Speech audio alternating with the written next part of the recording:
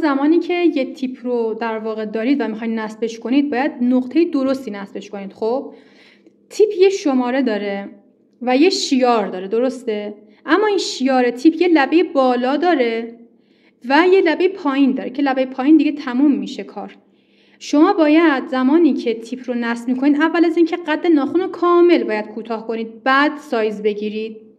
و موضوع بعدی اینه که حتما لبه بالای تیپ بیفته رو اسمایل لاین ناخن. یعنی زمانی که شما ناخن رو کوتاه میکنید یه اسمایل لاین دارین دیگه، یعنی ناخن رو ما تا خط لبخند اصلی کوتاه میکنیم، بعد تیپ سایز گرفته میشه.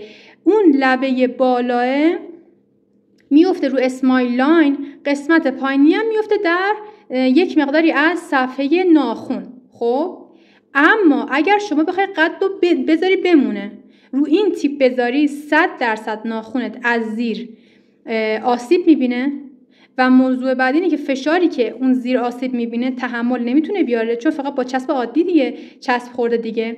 فشاری که نمیتونه تحمل بیاره باعث میشه توی قسمت باز دوباره نقطه در واقع استرس پوینت شما شکستگی اتفاق بیفته یا حداقل از سر ناخن کلا بپره، به خاطر اینکه قد رو درست نگرفتی، به خاطر اینکه سایز رو درست نگرفتی، چون تاج ناخن رو کوتاه نکردی. تا اسمایل لاین بعد تاج ناخن بره.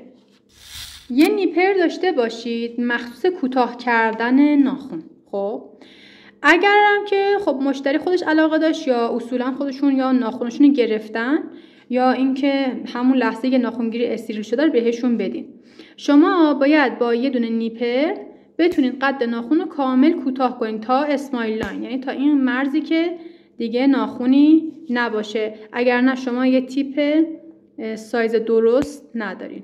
خب من اول این مرز رو میگیرم. حالا که این خط رو کامل بین بردم میام چیکار میکنم؟ میام حالا سایز میگیرم. خب روش سایز گرفتن تیپ چجوریه؟ شما یا تیپتون نباید کوتاه باشه. چجوری میفهمین که عرضش کمه؟ قسمانی که تیپو اینجوری میذاری متوجه نمیشی. وقتی تیپو به یه سمت مایل میکنی، اگر یه سمتی کم اومد یعنی تیپت سایز نیست. خب این میشه سایز گرفتن درست تیپ. اگر تیپو ببین لبه بالا رو گذاشتی روی اسمایل لاین، فشار آوردی، حالا اون چیزی که میمونه برای تو اگر از یک سمت موند و دیدی صدف نداری، در واقع صفحه خالی میمونه، یعنی که چی؟ یعنی تیپ شما سایز نیست، کوچیکه. خب تیپ بعدی تیپیه که بزرگتره. حالا چجوری من بفهم تیپم بزرگتره؟ زمانی که من اصلا بدون فشار تیپ میچسبه به صفحه و به پوستم میچسبه، یعنی هیچ فشاری نمیارم، چون تیپ برای اینکه ناخن یه کروی داشته باشه باید با یه فشاری بره داخل، نه همینجوری صاف بچسبه. خب اگه اون فشار نمیاد یعنی اینکه تیپ من بزرگتره. و زمانی هم که یه مقداری فشار میارم میبینم که به گوش میچسبه، اما میتونه این تیپ هم سایز این ناخن بشه، ولی از عرض ریشه رو در نظر بگیرید. عرض ریشه از سینوس تا سینوس بود، درسته؟ این سینوس تا سینوس رو در نظر بگیرید، بعد عرض تیپ هم در نظر بگیرید. خیلی عرض ریشه کمتر از عرض سینوسه، پس اینم تیپ سایز نیست و بزرگتره. خب ناخن یوغور به نظر میرسونه، میتونه این کارم بشه، بعد سوهان کشی بشه کنارا، ولی قشنگ نیستش. تیپ سایز مناسب چیه؟ تیپیه که زمانی که من میخوام اونو سایز کنم یه فشاری اول میدم، با یه قفلی میره داخل.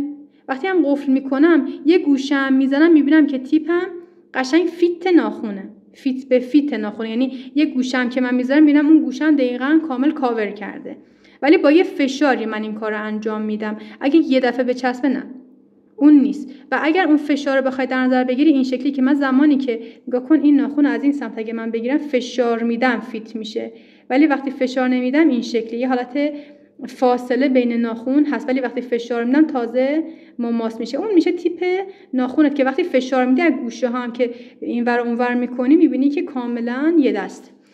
و گفتم که گوشه در واقع این قسمت لبه بالا باید بیفته توی اسمایل لاین من. این لبه بالاست، این لبه پایینه که گفتم دیگه ناخن چیزی نداره، تیپ چیزی نداره. لبه پایینش هم دیگه میفته روی صفحه دیگه. درست شد؟ خب تیپ هم که میخوای بچسبونی باید مستقیم بگیریش، نه کج، نه بالایی، نه خیلی پایین. آروم اینجوری میچسبونی، مستقیم هم باید بچسبونی. تیپو ما اینجوری کشویی نمیفرستیم. همین کشویی تیپ گذاشتن باعث لیفت تیپ میشه. خب تیپو باید ما صاف بچسبونیم تو قسمتی که باید. انقدر باید تمرین کنید که اینو صاف باید بچسبونید. خب و نکته بعدی هم این که زمانی که شما تیپ رو سایز گرفتین میتونین یه خورده تیپ رو به حالت هلالی در بیارین. یعنی چی؟ من تو تیپ سایز بزرگتر، یه تیپ خیلی سایز بزرگ برداشتم که تو این بیشتر بهتون نشونه. ببینید شما وقتی که فرمر نصب میکنید، به خاطر چی؟ به خاطر اینکه کرو نداره دیگه، اگر نه فرمر خب خیلی وقت گیره. ولی وقتی که تیپو میبینید این ورش کرو داره ولی این ورش صافه. شما از دو طرف تیپو میتونی یه کوچولو اینجوری فشار بیاری تا تیپت یه خورده گرد بشه. خب یعنی اینوری میبینی که تیپت یه خورده هلال افتاده، انحنا افتاده بشه، میتونی اینجوری یه کوچولو فشار بیاری تا تیپت گرد بشه.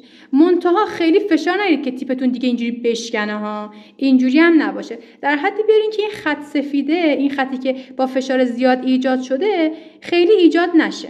خب یه کوچولو فشار بیارید که این هلالی ایجاد بشه. حالا این دیگه خیلی زیاد فشار آوردم که حدشو بدونید. خب من اگه فشار زیاد بیارم یه خط سفید این بین میفته.